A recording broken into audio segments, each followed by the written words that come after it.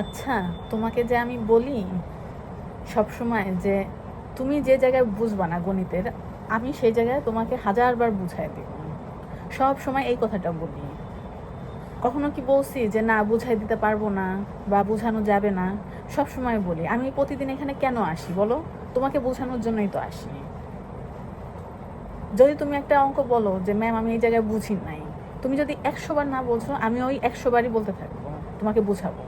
যদি আমি 1000 বার দরকার হয়, ওই 1000 বারই আমি তোমাকে বুঝাবো। এখন বলো কোথায় বোঝো নাই? এই অঙ্কটা আমি বুঝি নাই ম্যাম। এইটা এটা না হলে তোমার আমি 10 বার বুঝাইছি, তুমি কেন বোঝো নাই বলো? না হলে 10 বার বুঝাইছি, কেন বুঝবা না? এই অঙ্কটা বুঝাইতে বুঝাইতে আমি ক্লান্ত হয়ে যাইতেছি। তারপরেও যদি মনে করো এত বুঝাইতে হয়, তাহলে কিভাবে করে সম্ভব বলো? একটা মানে মাথার মধ্যে কি তুমি কি মানে গোবর নিয়ে ঘোরো নাকি অন্য কিছু নিয়ে ঘোরো? যত সব, আমি আর পড়াবোই না, তুমি যাও।